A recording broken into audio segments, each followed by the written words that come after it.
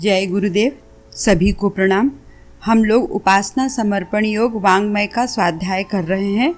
अध्याय 7 डे 4 नया चैप्टर है सुख शांति के स्वर्ण सूत्र। परम पूज्य गुरुदेव जी हमें सुख शांति के स्वर्ण सूत्र के बारे में इसमें बतला रहे हैं। अशांति है, दुख है, असंतोष है तो निश्चय ही हमारी जीवन विधि में किसी प्रकार की त्रुटियां तथा कमियां समाविष्ट हैं, जिसके कारण वह हर्ष, वह उल्लास, वो आनंद और वह शांति प्राप्त नहीं होती जो मानव जीवन जैसे महान अवसर में प्राप्त होनी चाहिए। इसके विपरीत आए दिन हम सबकी चिंताएं, विषमताएं, वितृष्णाएं बढ़ती जा रही हैं। जीवन इतना अशांत और क्लेशपूर्ण बनता जा रहा है कि जीवन एक भार और संसार एक बंदी गृह सा अनुभव होने लगा है। यह सब अशांतियाँ और चिंताएं इस बात का प्रमाण हैं कि निश्चय ही हम त्रुटियों से भरा एक उपयुक्त जीवन जी रहे हैं। इसमें गुरुदेव जी हमें बतलाते हैं कि मनुष्य के जीवन में अशांति है, दुख है, असंतोष है, जो ये हमें अशांत प्राप्त हो रहा है तो निश्चय ही हम लोग जीवन सही तरीके से नहीं जी रहे हैं। उसमें काफ़ी कमियां हैं, काफ़ी त्रुटियां हैं, जिसके कारण जो मनुष्य जीवन में हमको हर्ष, उल्लास और आनंद का प्राप्त होना चाहिए वो हमें प्राप्त नहीं हो रहा है। मानव जीवन कितना महान अवसर हमें मिला है, कितना महान मानव जीवन का अवसर मिला है। रामचरितमानस में तुलसीदास जी ने भी लिखा है कि सुर दुर्लभ सब ग्रंथ ही गावा, बड़े भाग मानुष तन पावा। मतलब मनुष्य का तन कितने योनियों के बाद हमको मिलता है। कहते हैं कि 84 लाख योनियों के बाद हमें मनुष्य जीवन मिलता है और मनुष्य जीवन इतने दुर्लभ मिलता है और देवता भी इस मनुष्य जीवन में आने के लिए तरसते हैं। उसके पश्चात भी हम लोग क्या करते हैं, हम लोग उस अवसर को गंवा देते हैं। वो जो इतना सुंदर अवसर प्रभु ने, परमपिता परमेश्वर ने हमको दिया है, उसको हम अवसर को गंवा देते हैं। इसके विपरीत आए दिन हम सबकी चिंताएं बढ़ती जा रही हैं, विषमताएं बढ़ती जा रही हैं, वितृष्णाएं बढ़ती जा रही हैं, अहंकार, लालच और सब मिलता जा रहा है। जीवन बिल्कुल अशांत हो गया है, क्लेशपूर्ण हो गया है। जीवन हमको क्या लग रहा है, जीवन हमको एक भार के समान लग रहा है और संसार हमको एक जेल खाना लग रहा है। हमें क्या लग रहा है कि हम एक जेल खाने में मनुष्य का जीवन इतना सुंदर मिलने के बाद भी हमको अशांतियां हैं, चिंताएं हैं। क्योंकि हमें ऐसा लग रहा है कि संसार एक जेल है और इसमें हम एक जैसा कि कैदी एक जीवन जीता है उस प्रकार से हम एक जीवन जी रहे हैं। ये इसी बात का प्रमाण है कि हम त्रुटियों से भरा एक अनुपयुक्त जीवन जी रहे हैं।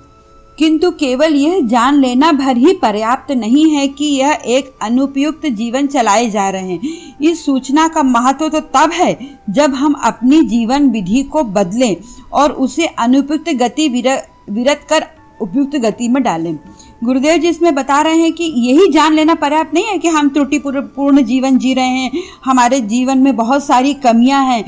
इसका मतलब तो तब है जब हम उसका महत्व, इस सूचना का, इस जानकारी का महत्व हमको जब हम जीवन की विधि को बदलें और उस अनुपयुक्त जो गति, जो हमारी बिना मतलब के, जो हम एक बंदी गृह जैसे हम लोग को लग रहा है कि हम जेल में हैं, उसको बदलते हुए हम उपयुक्त गति में डालें।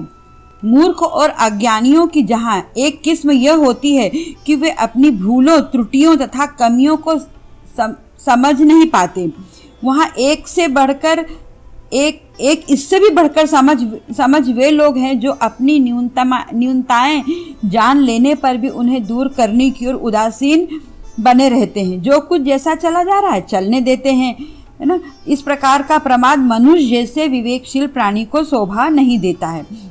गुरुदेव जी इसमें बतला रहे हैं कि यही जान लेना पर्याप्त नहीं है कि हम अनुपयुक्त जीवन जी रहे हैं, बल्कि हमको उपयुक्त जीवन जीना है।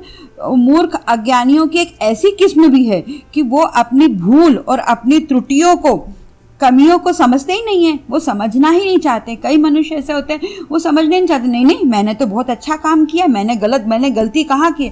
इंसान इस चीज़ को समझना ही नहीं चाहता है। और उससे बढ़कर वे लोग भी हैं, एक तो ये मूर्ख लोग हो गए और उससे बढ़कर ऐसे लोग भी हैं जो अपनी गलतियाँ जानते हैं लेकिन फिर भी उसको दूर करने के लिए प्रयासरत नहीं रहते हैं। अरे जाने दो, जैसा चल रहा है चलने देते हैं, उसमें किसी प्रकार का फेरबदल वो करना ही नहीं चाहते हैं।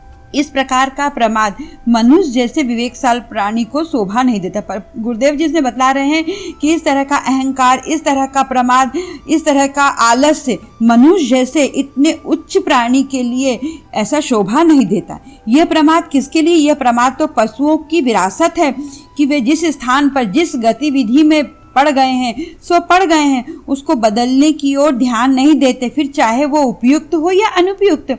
बेचारे पशुओं के लिए तो एक विवशता है, वे न किसी बात पर विचार कर सकते हैं, न योजना पूर्वक कोई परिवर्तन ला सकते हैं।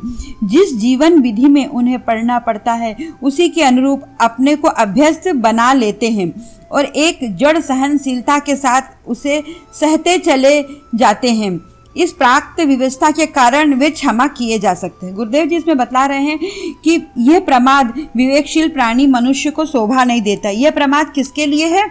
यह पशुओं के लिए है।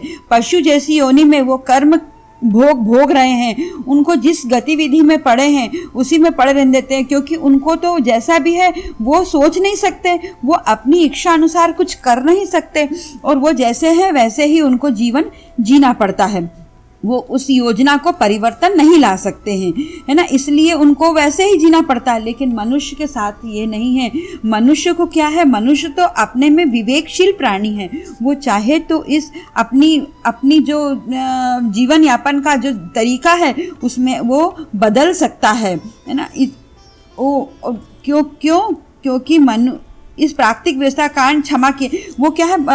पशु को तो प्रभु क्षमा कर सकता है, परमपिता परमेश्वर उसको क्षमा कर सकता है, लेकिन मनुष्य को क्षमा नहीं करेगा। क्यों क्षमा नहीं करेगा? मनुष्य तो परम पुरुष सच्चिदानंद स्वरूप परमात्मा का अंश है। इस प्रकार के पाश्विक प्रमाद के लिए क्षमा नहीं किया जा सकता। वो अपनी प्रतिष्ठा के अनुरूप शिव और सुंदर जीने के लिए बाध्य है। जो इस प्रतिबंधन का सम्मान नहीं करता वो विद्रोही नहीं, नास्तिक कहा जा सकता है। अस्तु, इस कलंक को मिटा डालने के लिए आज से ही तत्पर हो जाना चाहिए। परम गुरुदेव जी इसमें हमें बतला रहे हैं कि मनुष्य क्या है? मनुष्य तो परमात्मा का एक अंश है। परमात्मा के अंश से ही मनुष्य का हमें ये सौभाग्य प्राप्त हुआ है। इसके लिए वो प्रभु उसको क्षमा नहीं कर सकते। इस पाश्विक प्रमाद के लिए कि अरे वो जैसा पशु जीवन जी रहा है उसी प्रकार हम जीवन जीना चाह रहे हैंगे, अपनी आलस की तरह, अपने पाश्विकता की तरह, अपने जो क्या कहना चाहिए कि जो आध्यात्म के मार्ग पे हम चलना नहीं चाहते हैं, और जैसा हम सोचते हैं अरे जाने दो, जैसा जीवन मिला अरे हमारे भाग्य में। भाग्य में क्यों? कर्म भी तो मनुष्य के लिए बहुत जरूरी है।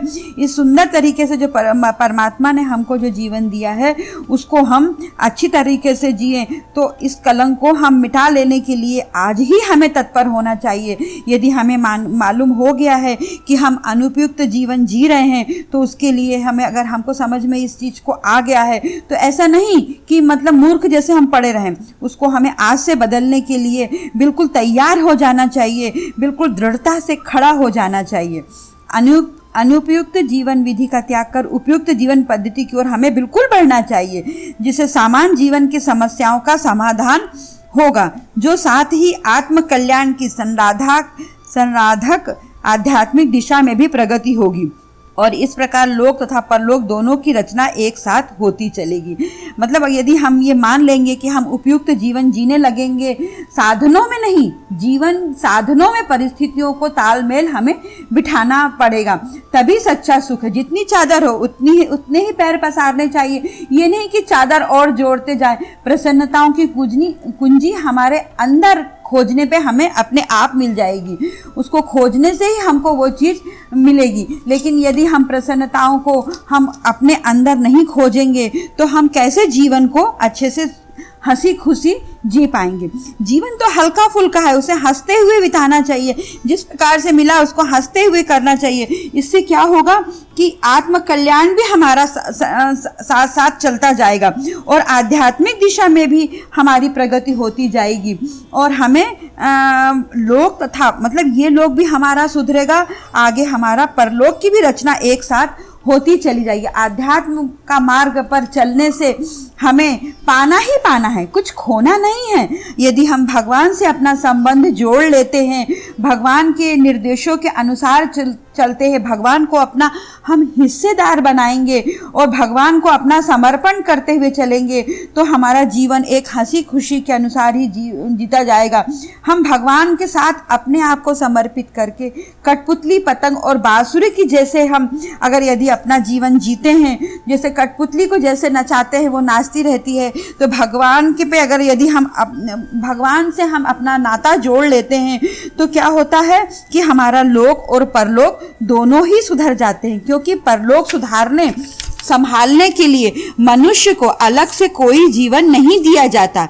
यही एक जीवन है जिसमें लोक और तथा परलोक की भी खोज खबर रखनी होगी। गुरुदेव जी इसमें हमें बता रहे हैं कि परलोक सुधारने के लिए हमें कोई अलग से जीवन नहीं मिलेगा, इसलिए हमें आध्यात्म के मार्ग पे चलना चाहिए, जिससे हमें पाना ही पाना है। यानी हमें ये लोग भी हमारा सुधरेगा एवं परलोक भी सुधरेगा। इसीलिए हमें भगवान से एक नाता जोड़कर, हम परमात्मा के अंश हैं, तो भगवान से एक नाता जोड़कर हमको कठपुतली, पतंग और बांसुरी के समान हमको जीवन जीना चाहिए। आज के लिए इतना ही। जय गुरुदेव, सभी को प्रणाम। सद्गुरु अर्पणमस्तु।